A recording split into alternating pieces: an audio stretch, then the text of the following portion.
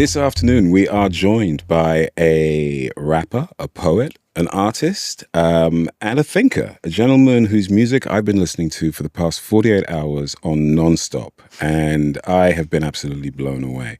I had the great privilege of seeing him play live in support of another artist called Lemzy, who we've had on the show in previous weeks, and I was blown away by his lyricism, his energy, his performance, and just the general vibe. So, ladies and gentlemen, please welcome Zoka the Author.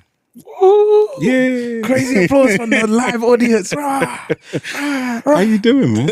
I'm good, man. How are you? I'm very well. Thank you so much for coming on. Mm-hmm. It's been a real pleasure to be listening to your music for the past 24 hours. As I said, I've really been blown away by it, and I want to hear more about your story. So please, tell us about yourself. Tell us about your life and growing up and how you got into music. First of all, thank you for taking it in. I appreciate it. You know what I mean? So it's nice to know that what I'm doing is, you know what I mean, doing what it's supposed to do. In terms of growing up, or how I got into music, that's it's a big question. Growing up, I think, so my love for music came secondary to my love of storytelling. And then I think you can probably tell that. Yeah, from lyricism. The music. Yeah. So like growing up, even like, and it was always interconnected in the sense of, I used to, you know, from some of my earliest memories, my mom used to just sit me down and listen to like classical music. So I just literally sit there and I just imagine, because classical music is so cinematic, it takes you on that kind of journey.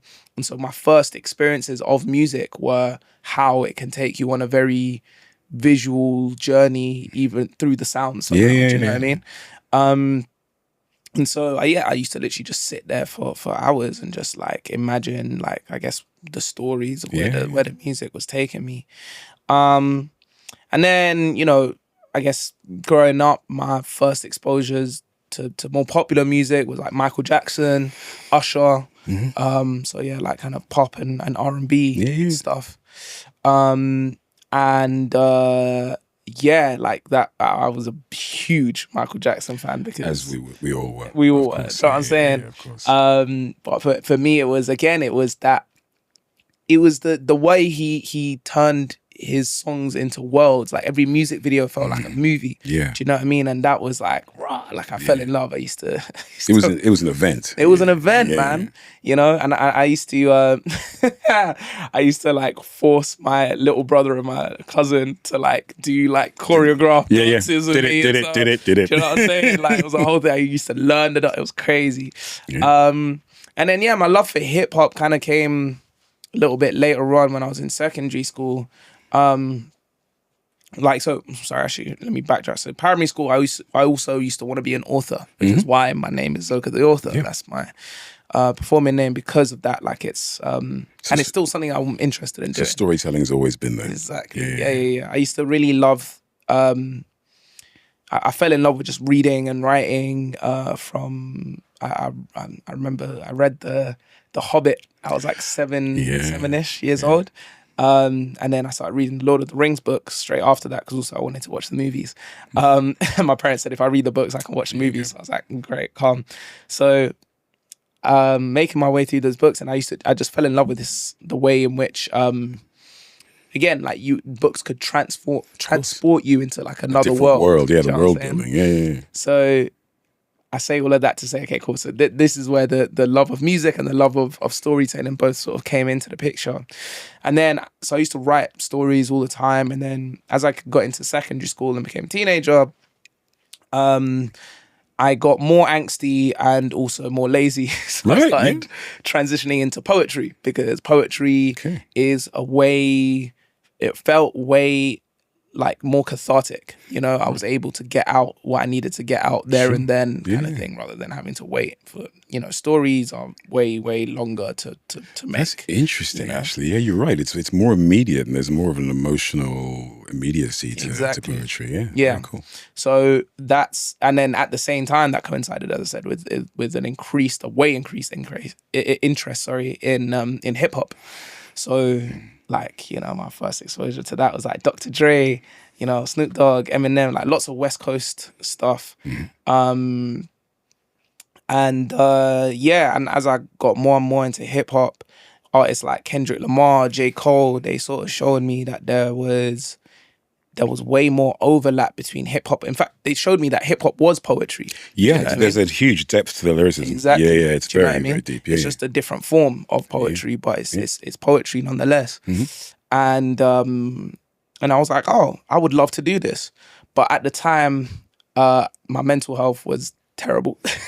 So like I just did not have the confidence, basically. Like I remember telling this girl that I was obsessed with at the time, that I was thinking of like getting into this, or that I think it'd be really cool if I could do this. And she laughed in my face. Like she was like, "Yeah, not you, bro." I was You like, got to "Damn." believe, though. Exactly. And I think you've proved her very wrong. But yeah, exactly. From everything that I've heard, absolutely very wrong. Yeah. But it took me a few more years, like lots of sort of therapy, before I could get to that point and believe myself. Do you know what I mean? So it wasn't until I got to university, I was like 19, 20 years old.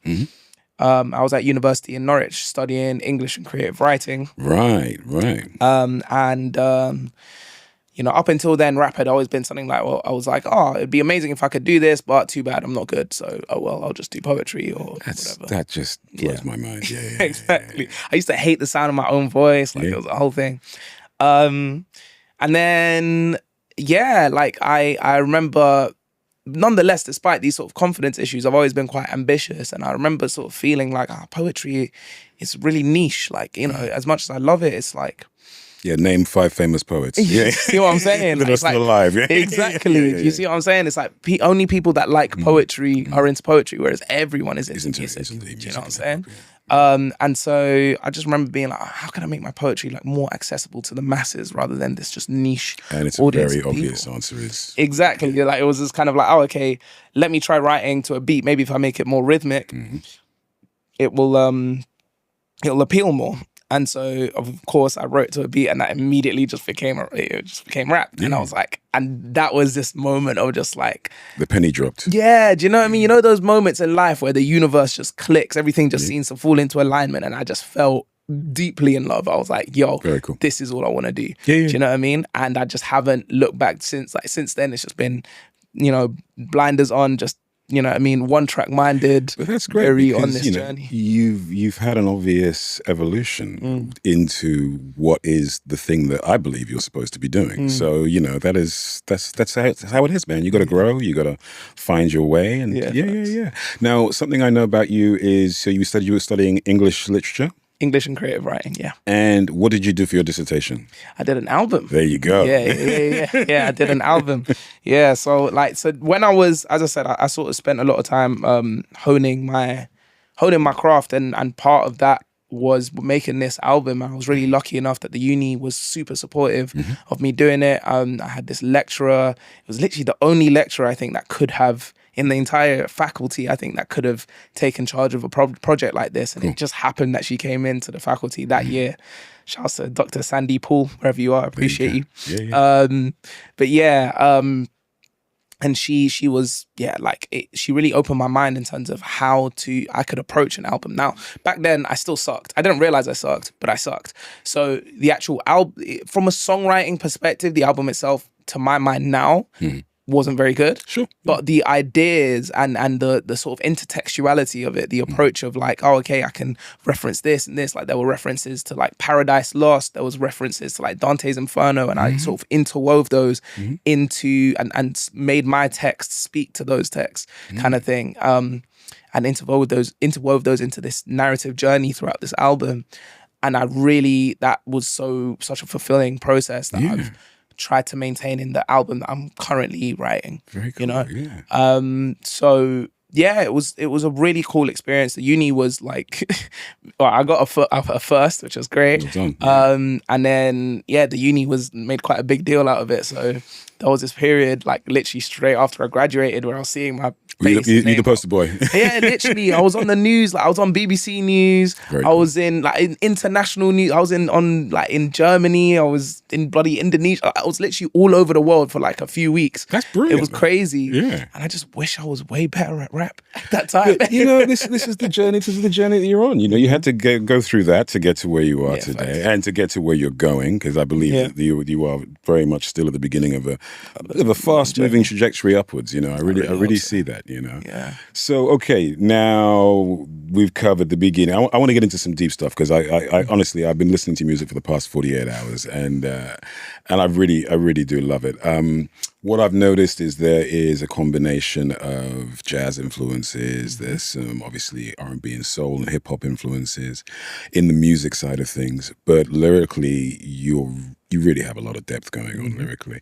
Now, from my my little listening, I've got your chronological here. So, in 2020, you started with the EP Reflections. Is that correct? That's exactly right. Yeah. Okay, and then from there you went on to Flowers and Mosaic Flows. Yes, that was a little single. Yeah. Okay. It was a 2-part single, but yeah. Okay, and then there's a single that I want to talk about called Hybrid. Yes. Right, now I heard this track and I was absolutely blown away. So from my notes, you wrote that in 2021, yeah? Yeah, something like that. Now this song lyrically really touched me because it went into identity. And it went into what it means to be a person of color in the UK. Give me a little bit about your heritage so everybody knows. So I'm half Nigerian and half Italian, but grew up in London, yeah. Like myself, half American, half Ghanaian, but grew up in London. And there are so many people in, especially the city of London, who I think have similar experiences, whether they be Black or Asian even, or South American or wherever they're from. The melting pot in London that is where we live, and it's where we grew up, and it's a huge part of our identity. Now, I'm going to quote some of your lyrics back at you because I thought this was really amazing. So in the song, you talk about the UK, and one of the best lines I heard was, think you want to talk about absent parents, Britain, look what you taught us. Think you want to talk about the USA, Britain, look at your daughter. And then it goes on, they want to celebrate Eid, maybe they'll go for a pint, which I thought was genius. I know so many Muslim boys that I know are like, love their Jack Daniels. And then you go on to say, I can't remember my national dish. Is it fish or is it curry and rice? And then, tell them what the fuck is British, bitch. You had Moors in your shores ever since Londinium. Now, we all know about, well, not maybe everybody knows about Septimius Severus, who started the city of London, who was, of course, a Roman general of black descent. Oh, I didn't even know that. Oh, you didn't know that? I thought that's what you were referencing. I was referencing the fact that I knew that there were Moors in London since Roman times, but I didn't know that specifically. So cool. Now, okay, when I listen to your music, I hear storytelling. I hear your history, your background, but I also hear some passion and some anger there. Now, this track was delivered with such vim. You know, where did that come from?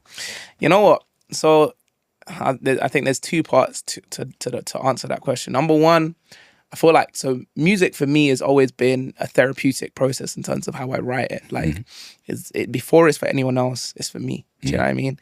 And it allows me to get out things that I'm tussling with internally, or sort of like it allows me to add narrative and make sense to things that are difficult to make sense of, if that makes sense.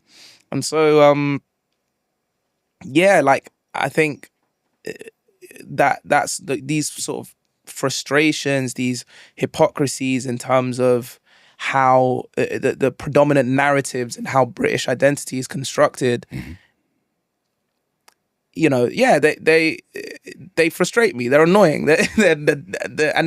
And you only have to research it a little bit to understand how just false and how and why they're there as well. Sure, do you know what I'm saying? And so there's a lot of frustration and anger there. And also, I guess the other side of that is that generally I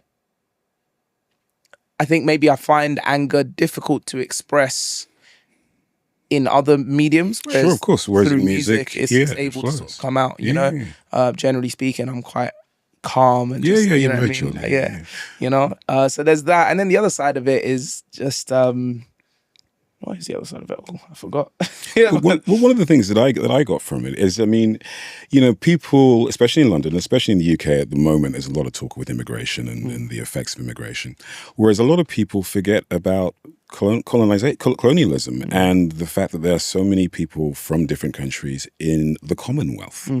And, you know, the UK did go around telling everybody the Queen is your queen and, you know, putting her face on the money. And, you know, the result of that is people want to experience the UK. They want to be part of the UK.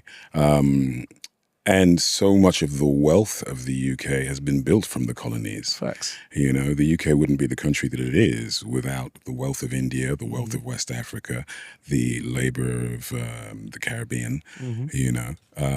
Even in recent history as well, in the sense of like, I mean, obviously colonialism is still recent history to my mind, but, you know, if we even talk about in the actual state of things, you know, Britain has suffered massively after as a result of Brexit, because even in its current, like, you know, state, it relies so much on immigrant work. Yes, of course. Yeah, you know? Yeah, of course. Even to the present day, and of course even more so historically. So I mean, obviously it's only right that, you know, the people whose you know ancestors helped to build that wealth have, you know, opportunities in the UK to share it. Yeah, exactly. Absolutely. Yeah. No, this was one of the tracks that really stood out to me in terms of lyrical content, and also for me finding out about who you are as a Black British Londoner and as a person who's from a blended background, as I am from myself. You know. So anyway, highlight that track out, Hybrid. That's something that I think everybody should listen to, and we're going to have a link in the information below. Awesome. As we go on through your discography, and what I've been very impressed with is from 2020, when you started releasing music, you've really had a great output, and you've been putting out consistent EPs and consistent singles, all of which are excellent. Thank you. So then we have Flower Girls Parts 1 and 2. There's one track that jumped out for me on that, a track called Need Me. How did that come about? So the whole project of Flower Girl came about as a result of a relationship that I was in, a very codependent relationship that I was in. I love it. Yeah. So it sort of tells the story of that relationship and how those codependent dynamics sort of sneak in through the back door, and Need Me is kind of the first. It's kind of the where that sort of seed starts to grow. You know, pun intended, I guess. Like, where, you know, I think. There's with that track, what I was trying to exemplify is, I guess, my need to be needed, and where initially it can feel quite innocuous because it's within a sexual context, right? Yeah. So it's like, oh, okay, cool. It's like, nice to be wanted. It's nice to want. Yeah, it's nice to be wanted and to be desired, you know, in a sexual way. And it's like, oh, okay, cool. So again, I think that track is a good example of me trying to like make the music accessible on it. So on the surface, that level is just kind of an R&B. It's a great tune. Yeah, it's a really nice tune. Yeah. But then you peek underneath that, and it's like, oh, okay, cool. Like, you know, the dynamic here actually is what ends up being part of the problematic dynamic later on, because as the relationship develops, you sort of start to see that the partner, the flower girl in question is she's quite deeply she has some quite deep issues, you know, and I'm sort of there, it's sort of trying to ride in on. Not so cozy. Exactly, yeah. Do you know what I mean? And me, I'm like, and that works for the protagonist, the narrator, because, it works until it doesn't, because it allows him to feel needed. He's like, all right, cool. Like, I'm trying to let me help you. You know what I mean?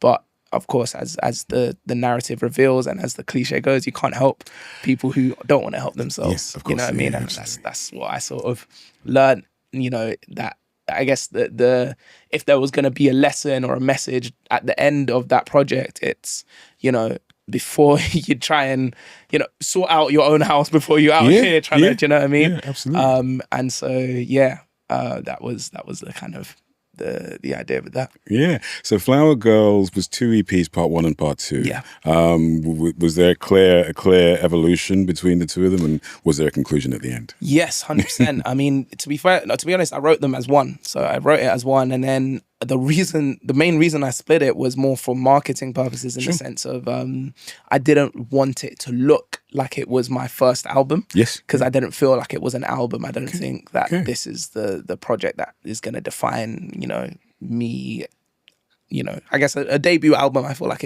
there's a level to which it defines you a little bit. Absolutely. So I didn't feel like it was what's the word I'm looking for? It wasn't. I don't feel like it encompassed the breadth of sort of different sounds and stuff that I would like to present on my first outing. Yeah. So wrote it as one. Definitely a journey, definitely a conclusion. The development is, I guess, so that, the first part of it is meant to sort of show the bright side, the ups of that relationship, the way it sort of began. And you sort of see the seeds of how this dynamic could end up becoming problematic. Sure. But part one stops just before it gets all the way problematic. It's like, the red flags were there. Exactly, yeah. It's sort of showing you the flags, but it's like, oh, shit is still sweet. Do you know what I'm saying? Whereas part two is like, it shows the descent, so even with the artwork, it's sort of it gets darker. Yeah. Exactly. So the first one is like the flower is bright held yellow, exactly. Bright, yeah. Whereas by the second one, the flower is sort of wilted, and you know what I mean. So the end of the last song, When It Rains, the idea was to show. I wanted to leave it a level of ambiguous as to whether the cycle starts again. Of course, yeah. The cycle of growth and life and rebirth and yeah. Do you know what I mean? Yeah. So whether you might have this realization, but all these dynamics, they're unconscious. As I said, through Need Me, I was trying to show that these dynamics, they sneak in through the back door. Do you know what I mean? You think you've learned, you think you've grown, and then you find yourself repeating the pattern in a different way. You know? Because fundamentally, I think that the demons that we will struggle with, they're usually the same demon, but just in a different costume. See, one of the interesting ways you could look at that is that will the pattern repeat itself for yourself, or will it repeat itself for her? For her, exactly. Yeah, so you might grow in a different way, and then this might happen again, or vice versa. Yeah, exactly. So I tried to show that sonically in the first track, Need Me, in the intro, you hear the last track or an excerpt from the last track. And sort of this. So there's a little bit of cyclicalness. There's a cyclical nature to it. A cyclical nature to it. Where and even throughout the album, throughout the EP, I should say, there's sort of these weather sounds that create this idea of, again, weather happens in cycles. There's a seasonal element to all the artworks as well. So there's like a spring one for the spring and autumn for the singles, and then the main EPs, there's a summer and a winter to it. Very cool. But if not, the other interpretation of the ending is that sort of that lesson that I explained earlier about, like, let me, before I come in, like reflecting on the cycle of the relationship and realizing, like, oh, okay, cool, like maybe we shouldn't do this again. Yeah, exactly. Maybe we shouldn't do this again. Maybe rather than focusing on trying to save you, quote unquote, I should actually instead try and work on this desire to be needed so much. Do you know what I mean? Yeah. And, as is the case in so many relationships, I think, there is a symbiotic nature to relationships of, yes, wants and wanting and needs and desires. And there's always a balance. Exactly. And some one half might need and want more than the other half. And it's always a power struggle. Yeah. And finding that perfect relationship is very difficult in the modern world.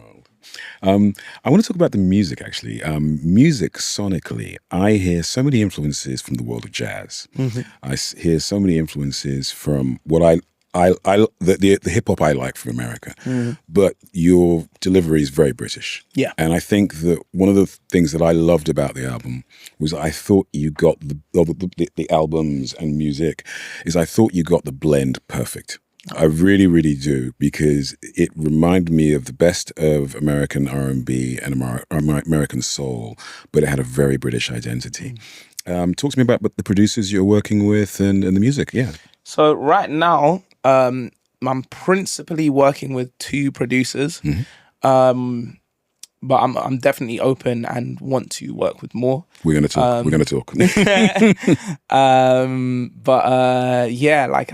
So there's one guy, his name's T.O.B., who's working on my album right now. So you guys actually haven't heard anything that I've made with him yet, but you will. Looking forward. He has a very, very sort of sample driven, very cinematic sound, which I thought was perfect for the album. Yeah. And then the last 2 singles that I've released, they've been produced by a man called Origamic, who is an incredible bassist. First of all, he works with Lemsy as well. You would have seen him on the live show. Yeah, on the live show. Yeah. And I think out of all the producers I've worked with, I think you were talking about that balance. I think that I don't know if I always had that balance, but I think in the last 2 singles specifically, I feel like I've got it I think I've got it in the way that feels like it's resonated the most with me. Yeah. In the sense of, he obviously him being a live instrumentalist and a multi-instrumentalist, like you're able to get those jazzy elements are in there. Absolutely. For sure, you know what I mean? And it fits very, very well. It's a direction that I think you have to continue with. 100%. Yeah. I think that the thing with me is I think live music is timeless, like, you know what I mean? I think that's how we've been making music since music started, right? So there's always whenever you introduce a level of live instrumentation, there's going to be an element of timelessness to your music, and it's classic. That's it's what I want. Very, very cool. So there's that, but then obviously that I'm not, as much as I grew up listening to predominantly American music, and the British stuff that I listened to came way later in more uni times. Really was when I really started to lock in with like more British hip hop and grime and drill and stuff. It's had a massive influence on me nonetheless. And I'm kind of like, I don't want to, part of my ambitions and artists generally is to show that the UK has not only a sound that's worthwhile, but we have a level of lyricism within this very unique sound that is worth considering on a global scale. Absolutely. You know what I mean? Absolutely. Like a lot of Americans will tend to leave British rappers out of the conversation when it comes to like top global lyricists. I don't think that's the case. I want to, do you know what I mean? And I want to help to contribute to the fact that that isn't the case. You know? So that's kind of part of my mission, I guess. I absolutely believe that the work that you're doing, really is of a level that should be taken notice of internationally. And I think the conversations you're having and the way that you are putting words together and the delivery puts you on a par with anybody. And I think that, we're going to be hearing a lot from you in the future. I really, really do. Let me go back to my little list here of songs that have blown me away. Okay, let's talk about, let's do this in order. Elephant. Now, I know you had some success with Elephant. Talk to me about the experience around that single and some of the press you got. So that single was produced by a guy called Flo, the producer. Actually, I think he's changed his producer name now, so I can't remember what his new one is. But anyway, him and an artist. Well, I decided to feature an artist called J Yellowell on the track, who's from Ireland. I was wondering how you pronounce that. J Yellowell. Big up him, man. He's, again, another very versatile artist, Nigerian and Irish. Yeah. It's just a banger, man. Like, I love that song.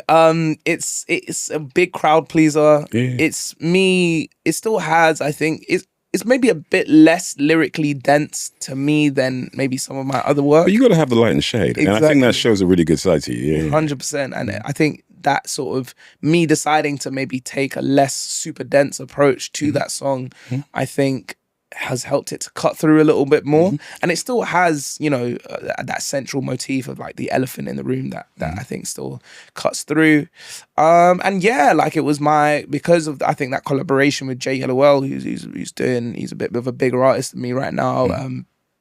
I think we were able to secure, I was working with or distributing my music through these 2 producers who were engineering my music at the time called Evil Genius. I was about to get to that, and so they had a deal with CD Baby. Right. And so through that, we were able to get a new Music Friday editorial spot, which was great. And another one, I think it was called Just Dropped, which is another editorial Spotify playlist, which was cool. First time that had happened for me. And then the other, the other thing that happened with that was the Glastonbury long list, which was really cool as well. So there's a competition, for those that don't know, called the Glastonbury Emerging Artist Competition. And they longlisted me as part of that competition. Very cool. Which was really cool as well. So that was a few little bits and bobs there that very cool. Cool. Yeah. Now I wanted to talk about something because I noticed something when I was looking at your discography. So a few of the tracks were brought out with Evil Genius Records, which, as you mentioned, is the producers that you were working with. But the later work has been brought out under Zoka The Author. You're self-releasing and self-publishing. Yeah. So talk about that journey into being a fully independent artist, taking control of your publishing, taking control of your writing, and having the confidence to be able to put it out there. And let's talk about the nightmare that is paperwork. Boy. Yeah, it's been a journey, man. It's interesting. So Evil Genius really... So when I came back to London after uni, they kind of were some of the first producers that I spoke to. And they really just kind of took me under their wing and just upgraded my sound engineering massively. And I was just sort of working with them in quite a close capacity for a while in terms of like, they would help me to advise me on just strategy as far as releases go and stuff like that. So it was, even though I was releasing through them, it was still more or less me like handling everything. They weren't publishing my stuff. It was mostly me basically, but just, they'd help here and there, of course, what I mean? Which was cool. So, being independent, as far as that's concerned, not much has changed up until actually very recently, where, so for my very last single, I've now signed a distro deal with R and Brit, who they've also taken charge of some of my publishing. Oh, the thing that did happen though, kind of separately to Evil Genius, so I did have my a publishing deal for a couple years with a publisher called Max Music Publishing. Off the back of a single that I did with Evil Genius. They produced it. The single was called Net Like Kobe. And yeah, Max loved that one. And then so I was under him for a little bit. But yeah, I think I think it's important to go through all of that in terms of like knowing that side of the business. The process, it's very, you know what I'm saying? Yeah, because it's like that's the good thing about, the music industry is definitely a far from perfect place, and there's a lot of difficulties with the state that it's in now. But one of the positive things is that because so much of the onus is on you, you then as a result have way more of an understand, or you can have way more of an understanding of the ins and outs of the paperwork, the sort of the finer points of things than you did before, which gives you more bargaining power, gives you more leverage if you know what you're doing. Do you know what I'm saying? And so I feel like, and that's such an important part of being an artist in the modern world. And I think now being able to self-release and having the awareness of knowing the processes with PPL, PRS, these are the basics for artists. And one of the things about this podcast is we want to encourage younger artists to really get going. And it's so nice that people can see the possibility of being able to do it. It is long though. I'm not going to lie. Hassle. Like, it's a palaver. It's one of them ones where, and I'd say this is so applicable to just so many aspects of artistry, but it's one of them ones where basically you in the modern day you have to do so much. Do you know what I mean? You have to do so much from your Instagram to your socials to making music 100. To your videos to the paperwork with all that stuff. It's true. It's actually very hard to be an artist. It's a lot. You do the job of like 10 people and you just have to do it. But off the back of that, I'm happy that I've done all those things because now you know how it works. Exactly. Do you know what I'm saying? And now I'm in a stage in my career where it's like, all right, cool, I'm getting different people on board to take care of different things. But now I know what to expect because it's like, I've done it. Do you know what I mean? Like, so, I'm trying to get a... building your team. And now you know what each team member needs to do. Exactly. Do you know what I'm saying? And I think that's really useful because a lot of the time people, it's like if you're the CEO of a business but you don't really know what everyone's doing, like... Yeah. You know what I mean? You don't really know what you can expect of them. Yeah, you of don't course. really know what it's like for them. Do you know what I mean? And so it's harder to be an effective leader. Yeah, You know what I mean? yeah. So You need to know what every department's doing and Exactly. how they do it. And unfortunately, when they're going wrong, Exactly. what to troubleshoot for. Exactly. You know? Yeah. Fantastic, man. Okay, so let's get to recent times. I had the privilege of seeing you perform with Lemsy. I was blown away by your performance. That was a great night of music from both yourself and himself. The live band, great energy. Tell me about your recent gigs. You just told me you came back from Love Supreme in Brighton. Yeah, so how did that come about? And who were you performing with? What did you perform? So Love Supreme, that was with an incredible sort of jam community called the 5 Points Project.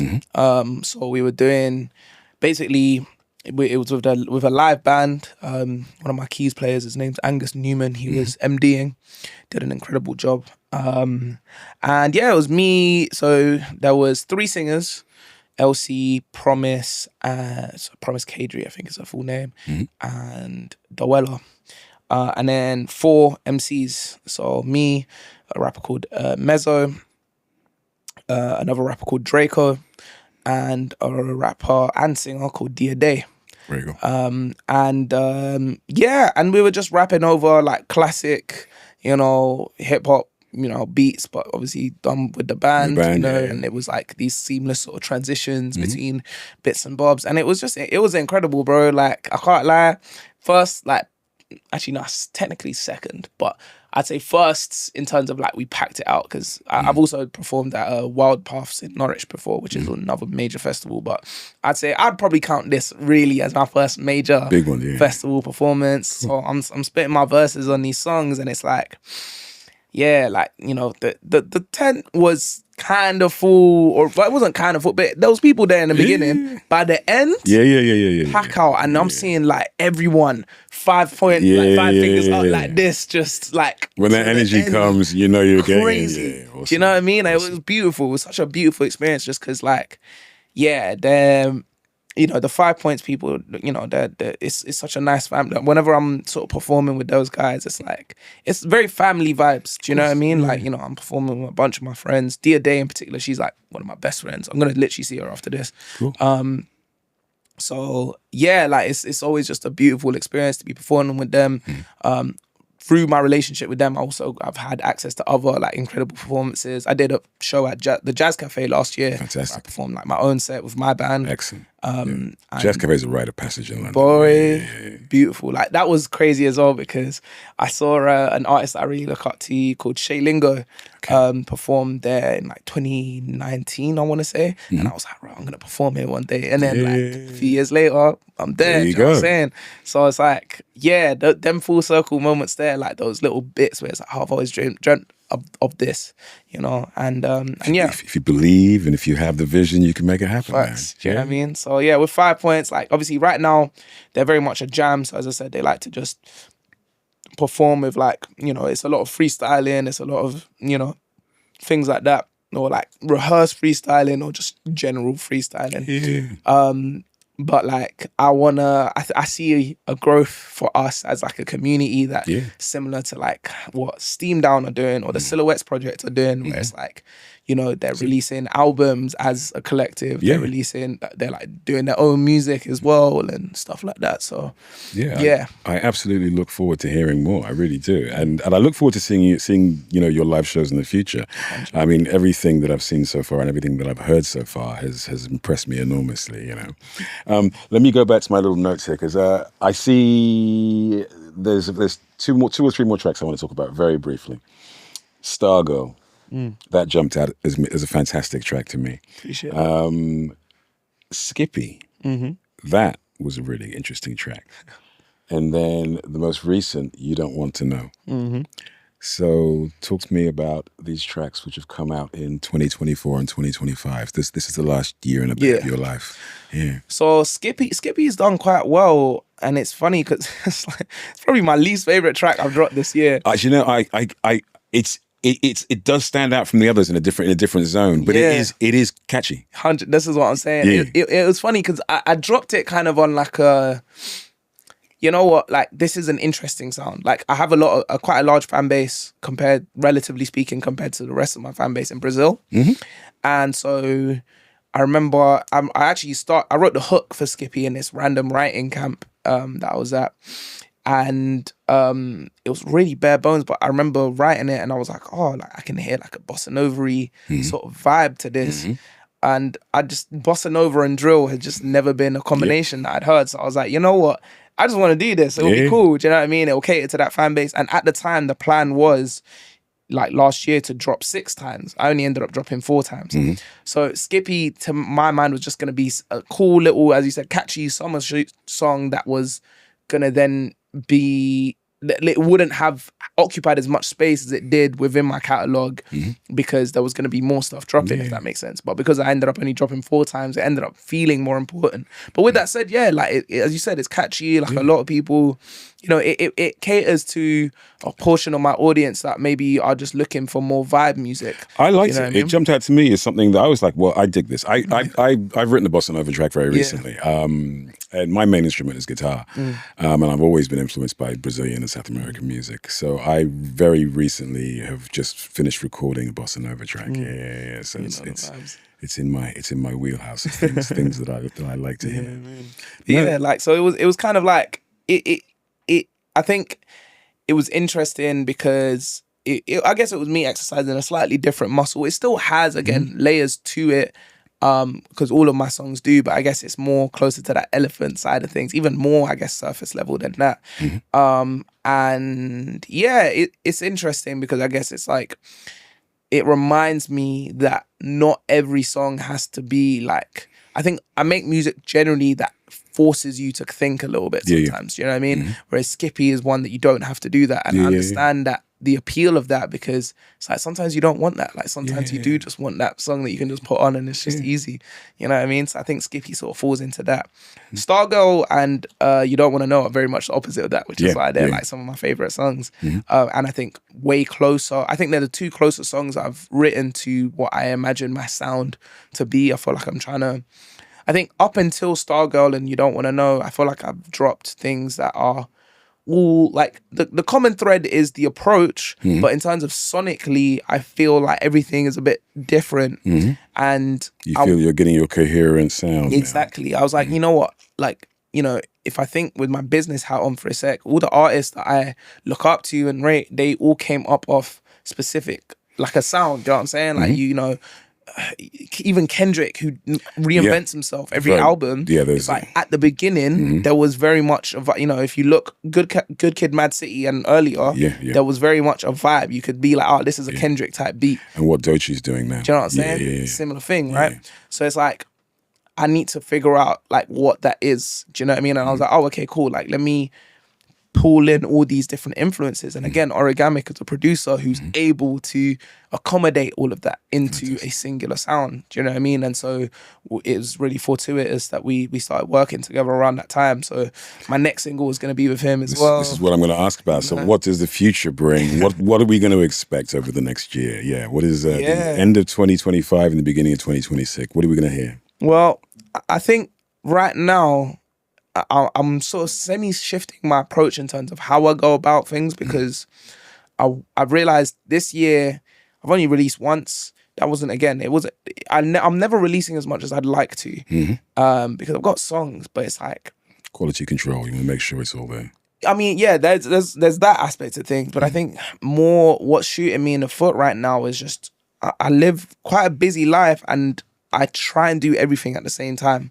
And I've realized that that's not necessarily very efficient. So I'm making some internal sort of changes right now. Time management. Try and, do you know what I mean? Which, as we learned today, is not my strong suit. It's all good. But like, so it's like, I'm trying to work more seasonally. So this is the month of creation right now. So I want to push my album across the finish line as far as the writing side of things is concerned, so I can then spend my next writing season, whenever that is, just focus on additional production, mixing and mastering, you know what I mean, getting whatever recording issues sorted, you know, features, starting that side of things. So I want to get the writing kind of done now. You got to do it in sections: writing, then the mixing and mastering, then the marketing and promo, then videos, whatever it may be. So I'm trying to pattern that.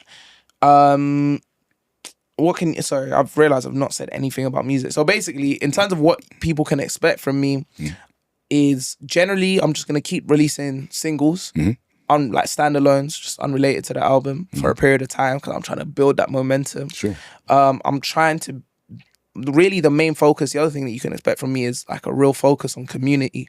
Cool. Because I think that I'm feeling a little bit disconnected from what it is, who my community is really, and what they want. And I want to connect with them. I realize I'd rather have 50 people that are like super active, like super like tapped into what I want, than however many followers I got, 4,500, 4,600, whatever it is, 4,600 people that are completely passive, like that are just like, oh yeah, I'll check this out at some point, like if I want to.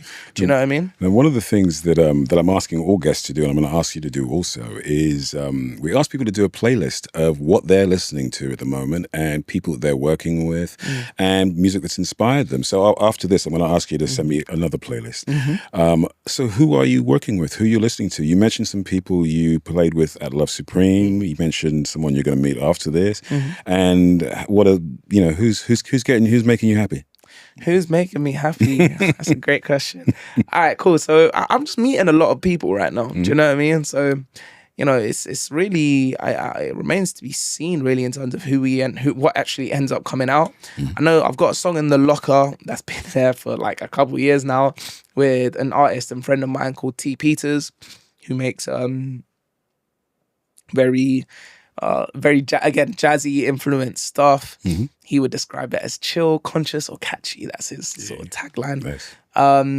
Then I'll probably run another tune. I mean, me and Lemsy've got one in the locker as well. Cool. I don't know if that's ever coming out, but it's there. We've got, I want to do a session. Oh, actually, I met an artist the other day who sent me a few beats, and I wrote to one of his beats. So we might be working together, called Iwa, I think, is the surname. Second, I don't know if you would call it that in a rapper name. But anyway, he's amazing. Yeah, like, so that I'm really excited about that song actually. He hasn't heard it yet. I need to send him the demo, but yeah, like that one I think is cool. Obviously more songs with Origamic. Album songs, with T.O.B. as well. I'd like to, this is all now I'm getting more, actually no, I'll say a couple other artists that I'm due to lock in with in terms of have a session with, which is an artist called Ben DSP and another friend of mine called Obi. He's a producer and rapper. So we're just I want to cook up with them together. Yes. I'm going to lock you down as well. Yeah, 100%. We'll get some live band scenario stuff going on. Yeah, that'd be amazing, man. So that's all there. Then I want to do way more stuff with my drummer, Matthias. He's just incredible. And I feel like, again, a rapper and his drummer, like, that's the core relationship. That's the heart of the band, you know what I'm saying? So I'm due to just generally do more stuff with him. There's a couple artists that I'm looking at, but it's like, all right, we'll see if it actually ends up happening. There's a rapper called Jaya Had a Dream, she was the one who won the Glastonbury Emerging Artist competition. She's just great. She's been doing super well. So I think me and her could make something sick. You got to put these all in this playlist, man. Yeah, hundreds. I want our audience members to be able to check all these people out, as well as check your music out. Yeah. So all of these people that I've mentioned, they're all kind of upcoming artists in various stages of their career. And then there's the artists that I want to work with in the future. There's the ones that I'm like the aspirational ones that are there as well, like people like Koji Radical, people like Bashi, people like Little Sims, obviously. You know what I mean? But how realistic that is and when that will happen. I think it's very realistic, and I think you just got to believe, because from everything that I've heard, you're on a trajectory, and I think that it is possible, and you seem to be moving in the right direction. Thank you. I wish you the greatest of success and joy. Is there anything else that you want to say to the wonderful world about anything upcoming? Just watch out for that. The album is going to be special, man. The album is going to be special. I might break it into parts and give it to you guys that way. But yeah, watch out for the album. I'd say like that's and what the other thing I guess is if you're interested in becoming part of my community, as I said, I'm looking to get to know you guys in a way more intimate way. So you know what I mean, I've got some sort of groups. You know, I've got my broadcast list on Instagram. I've got a WhatsApp group. I've got a mailing list, and I'll be doing shows exclusively for those guys. Fantastic. To show them what's coming. So wonderful. Well, we've been here with Zoka the author, and we're going to have all this information in the information. I think I'm going to point down. It's all going to be there. So yeah, like, subscribe, information. Thank you so much for coming down this afternoon. Thank you so much. It has been an absolute pleasure. And as I said, I wish you the biggest of success in the future. Thank you. And I know that I'm going to see and hear a lot more of your music. 100%. And yeah, it's been a pleasure, man. Likewise. Nice.